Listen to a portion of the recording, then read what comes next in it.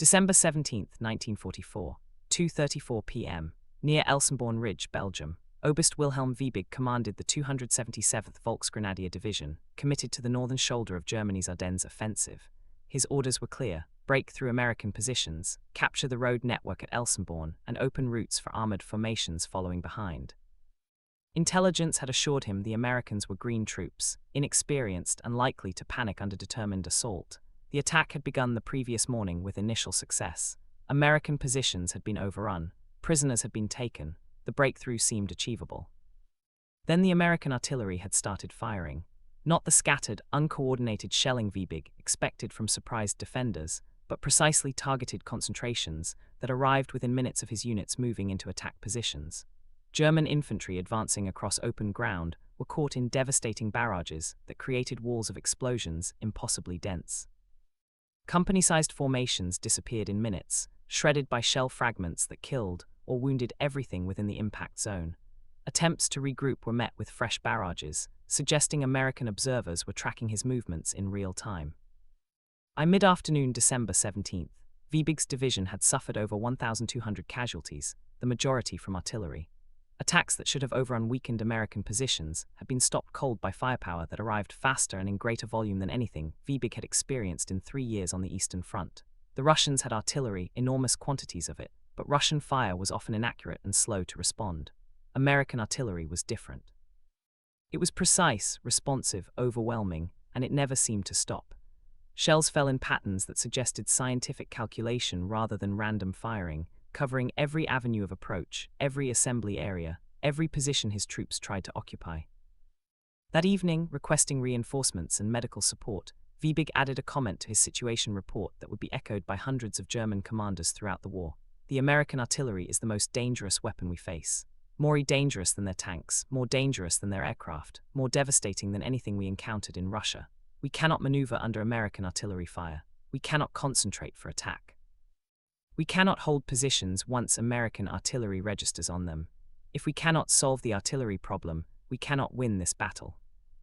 The story of American artillery dominance in World War II begins not with the guns themselves, but with the systems surrounding them. Artillery as a weapon was not new. Every major army in 1944 fielded powerful guns capable of delivering devastating firepower. What made American artillery uniquely effective was the integration of technology, doctrine, logistics, and training that allowed faster, more accurate, and more responsive fire than any opponent could match. German commanders didn't fear American guns because they were individually superior. They feared American artillery because the entire system delivering that fire operated with efficiency and lethality that German forces couldn't counter. The foundation of American artillery effectiveness was the Fire Direction Center, an organizational innovation that revolutionized how artillery supported ground operations. Before World War II, artillery fire was controlled by individual battery commanders who received fire requests, calculated firing data, and directed their guns independently. This process was slow, required significant mathematical skill at battery level, and couldn't easily coordinate fire from multiple batteries simultaneously. American artillery doctrine, refined throughout the 1930s and perfected during the war, centralized fire direction at battalion level and above, allowing multiple batteries to fire coordinated missions calculated by specialized staff. The Fire Direction Center employed trained fire direction officers, non-commissioned officers, and specialists who used standardized procedures to convert target locations into precise firing data for every gun in the battalion. This centralization meant fire missions could be processed faster, multiple batteries could engage single targets for overwhelming effect, and the mathematical burden shifted from battery commanders to specialists whose only job was calculating accurate fire. The system allowed a battalion of 3 batteries, totaling 12 guns, to fire as a coordinated unit rather than 3 separate batteries firing independently. The impact on responsiveness was dramatic. German artillery, using traditional methods where battery commanders calculated their own firing data, typically required 15–30 minutes from receiving a fire request to shells impacting the target. American artillery using fire direction centers could deliver fire in 3–5 minutes, with the fastest units achieving times under 2 minutes. This speed meant American infantry calling for fire support received it before German forces could exploit tactical opportunities, or before targets could move out of the impact area. The psychological effect on German troops was severe. They learned that American forces calling for artillery meant shells would arrive almost immediately. The forward observer system multiplied this effectiveness.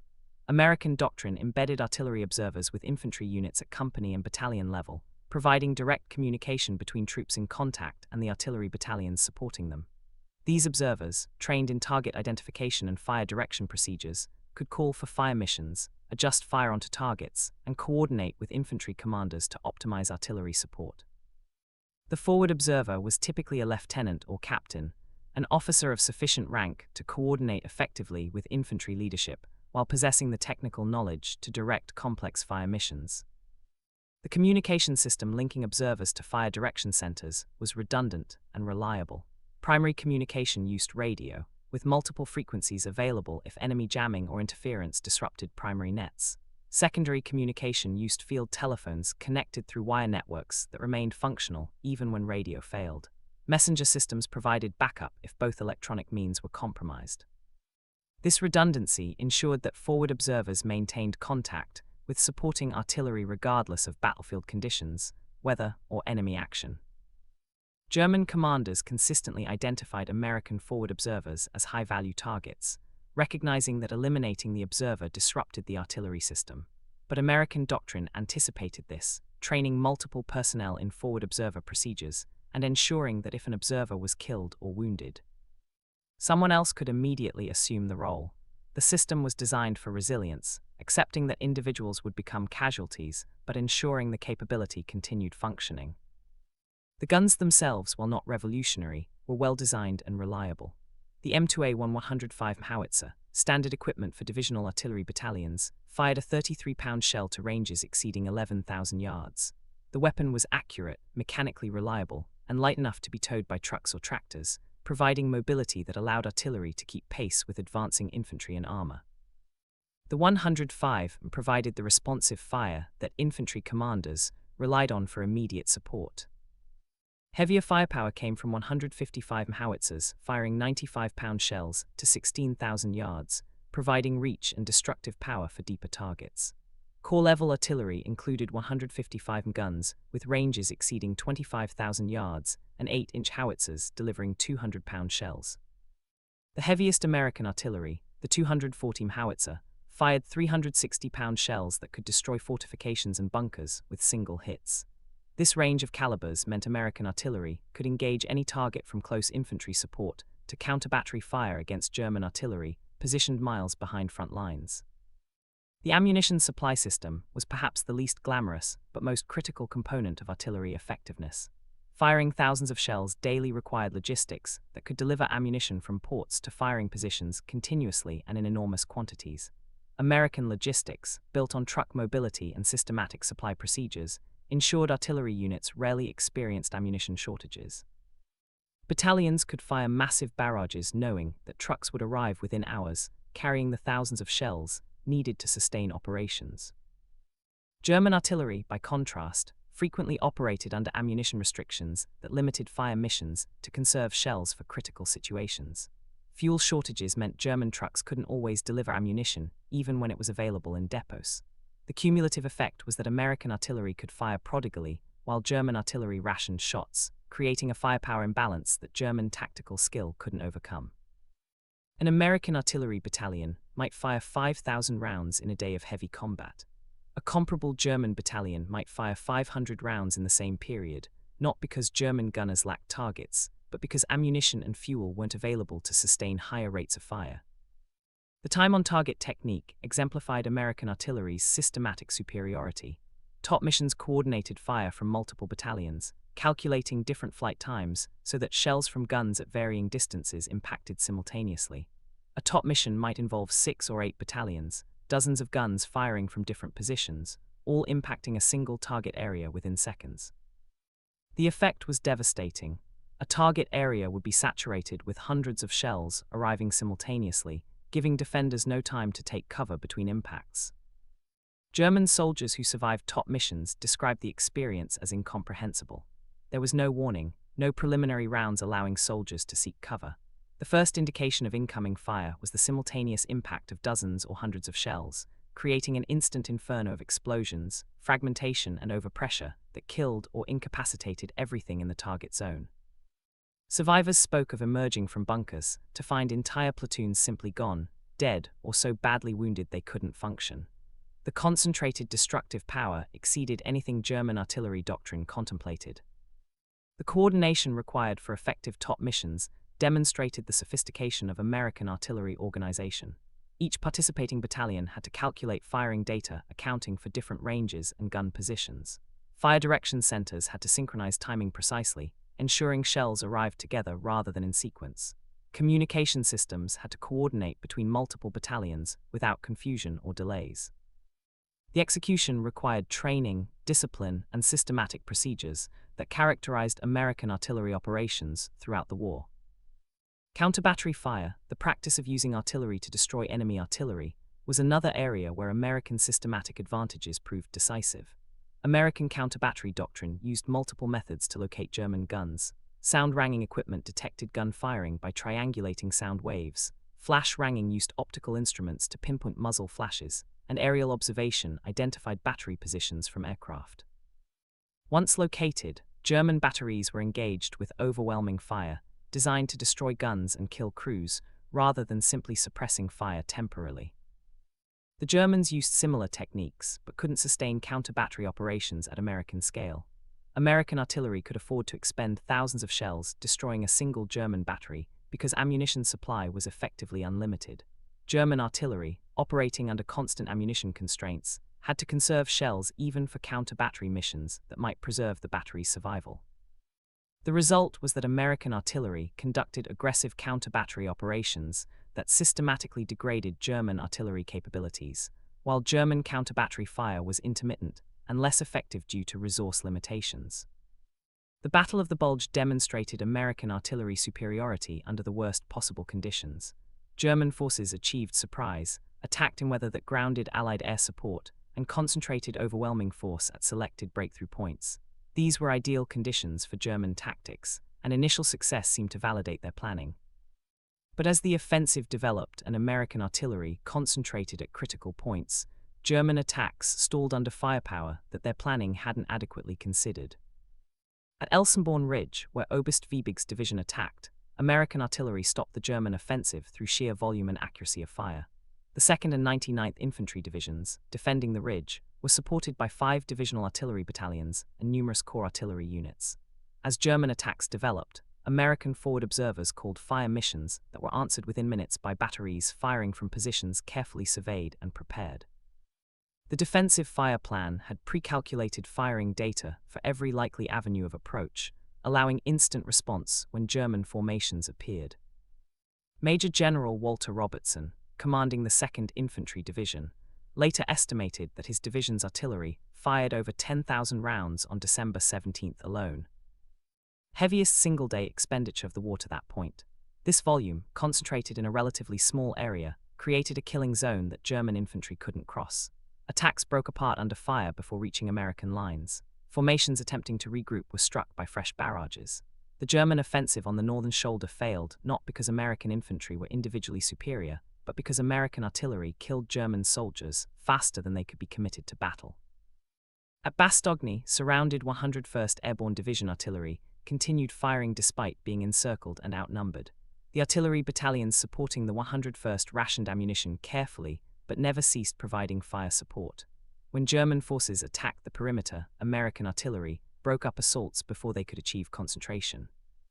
The psychological impact of being surrounded, while still receiving devastating artillery support, demoralized German attackers, who expected isolated American forces to be vulnerable. The proximity fuse, introduced in late 1944, multiplied American artillery effectiveness dramatically. This technological innovation used a miniature radar in the shell nose to detect when the round was approximately 30 feet above ground, detonating at optimal height to spray fragments downward over a wide area. Traditional time-fused shells required precise calculation of time to target and detonated at less effective heights. Impact-fused shells had to strike ground or hard objects to detonate, reducing effectiveness against troops in the open or in shallow cover. Proximity-fused shells, designated VT for variable time, detonated automatically at optimal height without requiring calculations or adjustments. The effectiveness increase was extraordinary. A battery firing VT-fused shells achieved casualty effects equivalent to 3 or 4 batteries firing conventional ammunition. German troops caught in VT barrages found that foxholes and shallow trenches that provided protection against conventional shells offered minimal protection against airbursts that sprayed fragments downward into positions. The proximity fuse was so effective that it was initially restricted to use over water or where shells couldn't be recovered intact by German forces, preventing enemy examination and copying. By the Battle of the Bulge, with German offensive threatening Allied positions, the restriction was lifted and VT ammunition was used extensively in ground combat. German after-action reports described VT fire as annihilating and impossible to shelter from, recognizing that American artillery had gained a capability that fundamentally changed defensive calculations. Lieutenant Erich Hager, a German infantry officer who survived multiple American artillery barrages during the Bulge, wrote in his diary, "The American artillery has changed. The shells explode in the air above us, raining metal fragments into our positions with no warning. Men are killed in foxholes that should protect them. We dig deeper, but the airburst shells find us anyway. There is no defense except to not be where American artillery can fire, but they can fire everywhere." The psychological effect of American artillery on German morale was as significant as the physical casualties inflicted. German infantry learned that advancing against American positions meant facing artillery fire that arrived quickly, fell accurately, and continued in volumes that seemed unlimited. The knowledge that calling for fire support would bring hundreds of shells within minutes gave American infantry confidence that German troops lacked. American soldiers knew that if they encountered strong resistance, artillery would help. German soldiers knew that if they encountered American artillery, survival was unlikely. German tactical doctrine attempted various countermeasures to American artillery superiority. Infiltration tactics emphasized small unit movement to avoid presenting concentrated targets. Night operations tried to exploit reduced American observation capability. Rapid assault doctrines aimed to close with American positions faster than artillery could respond. None of these countermeasures proved consistently effective because American artillery adapted faster than German tactics evolved. Infiltration tactics were countered by defensive fire plans that covered all likely approach routes with pre-calculated fire missions. Night operations faced artillery illumination rounds that turned darkness into day, allowing observers to identify targets and call for fire. Rapid assaults encountered top missions that saturated assault routes before German forces reached American lines. For every tactical adaptation Germany attempted, American artillery doctrine had responses developed through systematic analysis of combat experience. The training system producing American artillery crews was comprehensive and standardized. Artillery school taught forward observers, fire direction personnel, and gun crews using doctrine that emphasized speed, accuracy, and systematic procedures. Training scenarios replicated combat conditions, forcing crews to calculate firing data under time pressure, respond to multiple simultaneous fire missions, and maintain operations when personnel became casualties. The result was that replacement crews arriving at combat units were competent to operate within the system immediately, maintaining capability despite personnel turnover from casualties and rotation. German artillery training, disrupted by manpower shortages and fuel limitations, couldn't match American standards by 1944. German artillery crews were often inadequately trained, lacked practice ammunition for realistic training, and didn't receive systematic instruction in the complex fire direction procedures that American doctrine made standard. The quality gap between American and German artillery crews widened throughout the war as American training systems improved, while German training degraded from resource shortages. The maintenance and reliability of American guns contributed to sustained effectiveness. The M2A1 howitzer was mechanically simple, easy to maintain, and robust enough to function reliably under field conditions. Maintenance procedures were standardized, spare parts were readily available, and organizational maintenance at battalion level could repair most problems without requiring guns to return to depots. This reliability meant American artillery battalions maintained high percentages of guns operational throughout sustained operations. German guns, though often excellent designs, suffered from maintenance problems driven by spare parts shortages and inadequate maintenance infrastructure. Guns broke down and couldn't be repaired because parts weren't available. Maintenance personnel lacked tools and equipment for field repairs. The cumulative effect was that German artillery units operated with degraded readiness, often fielding only 60–70% of authorized guns, while American units routinely maintained 90% plus readiness. This readiness gap amplified other American advantages. The survey and positioning systems American artillery used ensured accuracy that German forces couldn't match consistently. Before firing, American artillery units surveyed gun positions precisely using specialized equipment and procedures. This survey established exact coordinates and orientations for each gun, allowing fire direction centers to calculate accurate firing data. The survey process took time, but ensured that first-round accuracy was high, reducing the ammunition expenditure needed to achieve effects on target. German artillery, often operating under time pressure and lacking survey equipment due to shortages, frequently estimated gun positions rather than surveying them precisely. This reduced accuracy meant more ammunition was required to achieve effects, wasting scarce resources and reducing overall effectiveness. The systematic approach American artillery took to position survey was another example of how attention to technical details multiplied combat effectiveness. Aerial observation from light aircraft, typically L4 Grasshoppers or L5 Sentinels, extended observer reach beyond line-of-sight limitations. These slow, vulnerable aircraft operated at low altitude over front lines, providing observers aerial perspective of German positions and movements. Air observers could identify targets that ground observers couldn't see, adjust fire with greater accuracy, and conduct reconnaissance that informed artillery targeting. The aerial observer system integrated seamlessly with ground observers, providing redundancy and expanded coverage. German forces learned to shoot at American observation aircraft whenever they appeared, recognizing their importance to American artillery effectiveness. But the slow aircraft were difficult targets for ground fire, and American willingness to risk pilots and aircraft for artillery observation demonstrated the value placed on responsive fire support. Even when aircraft were shot down, which happened frequently, replacement aircraft and observers appeared quickly, maintaining the capability that German forces couldn't eliminate. The integration of tank destroyers and self-propelled artillery with towed guns provided American forces flexibility that German artillery lacked. Self-propelled 105 howitzers mounted on tank chassis could keep pace with armored advances, providing direct support without the delays inherent in towing guns. Self-propelled 155 guns provided counter-battery capability with mobility that allowed rapid displacement to avoid German counter-battery fire. This mix of towed and self-propelled artillery allowed American forces to maintain fire support regardless of operational tempo or terrain. The doctrine emphasizing massed fires rather than precision represented a philosophical difference from German practice. American doctrine accepted that hitting a target area with overwhelming fire was more effective than attempting surgical precision with fewer shells. This area neutralization concept meant American artillery fires saturated zones rather than engaging point targets precisely. The approach matched American logistical capabilities, using America's ammunition abundance to achieve effects that German precision couldn't match with limited ammunition. The human cost of American artillery superiority was borne by German forces who faced it. Casualty analysis from various battles suggests 60–70% of German casualties came from artillery rather than small arms or armor. This proportion, higher than in previous wars or other theaters, reflected the volume and effectiveness of American artillery fire. German veterans consistently identified artillery as the most traumatic combat experience, worse than air attack or tank engagements, because artillery was constant, inescapable, and deadly. Generalmajor Fritz Bayerlein, commanding the Panzer-Lehr Division during Normandy, described American artillery in post-war interrogation.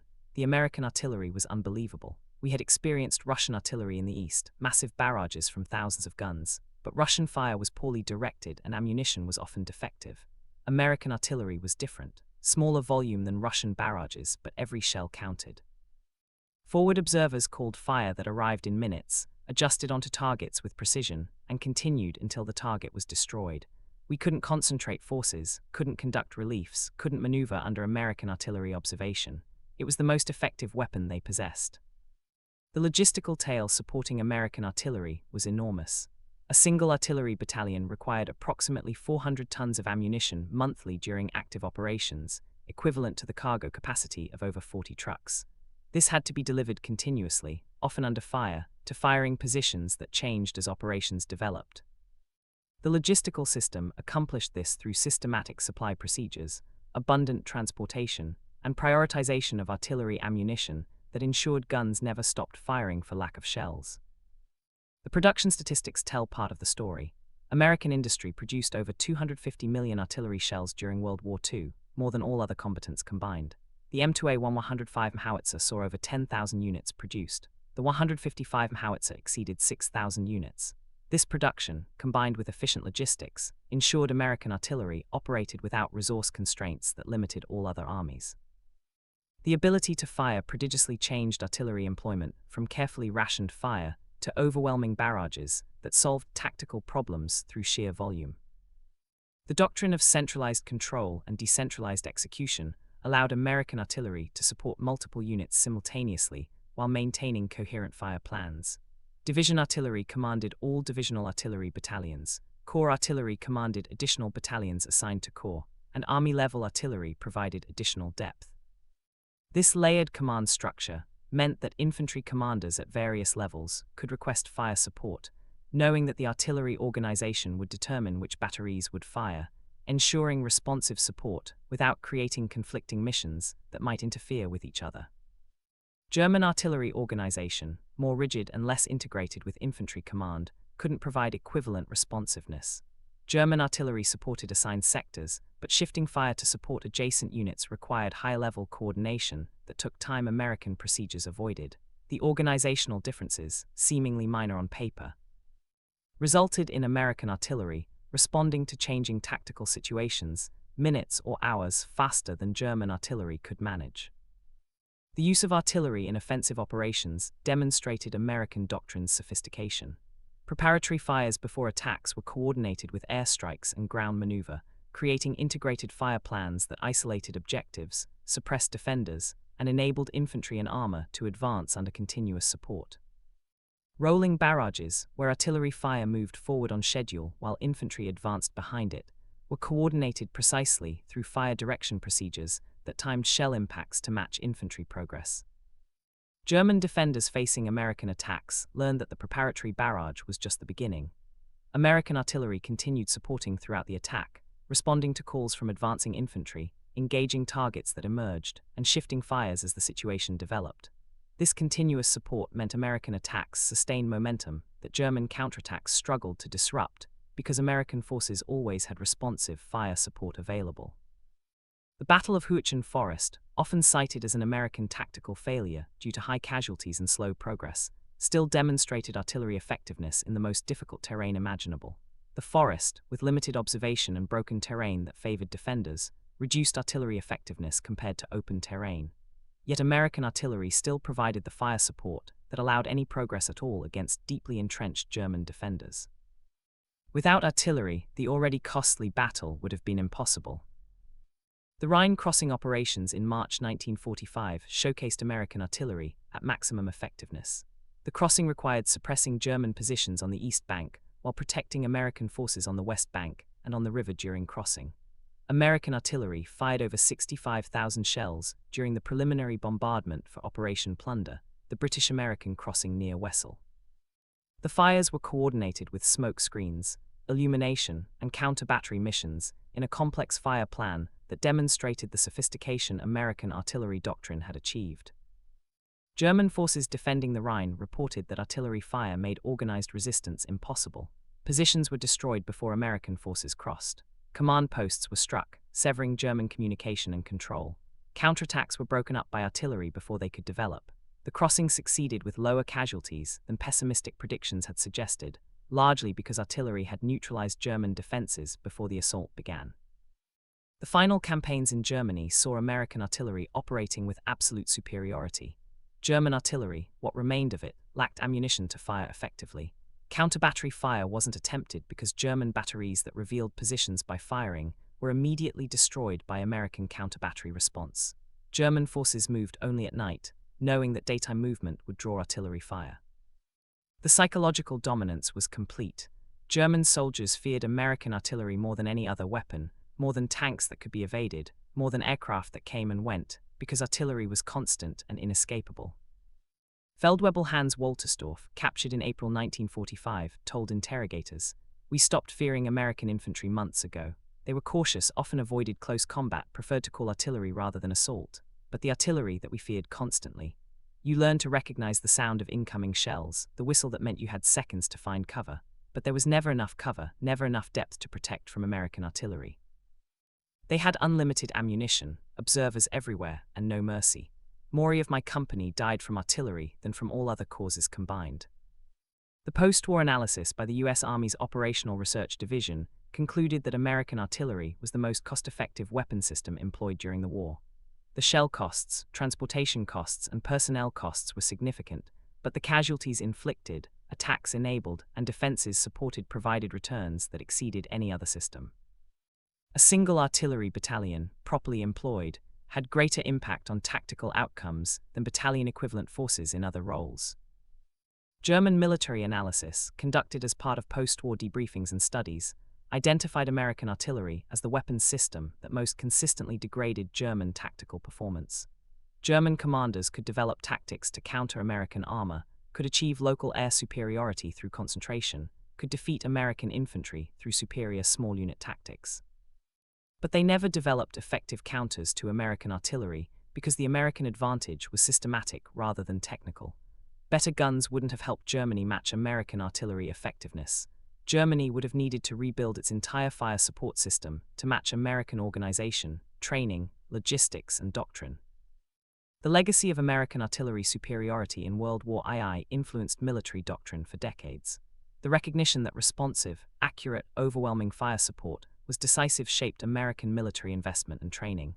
The integration of precision guidance, improved communications, and advanced fire direction systems in contemporary artillery descended directly from World War II lessons.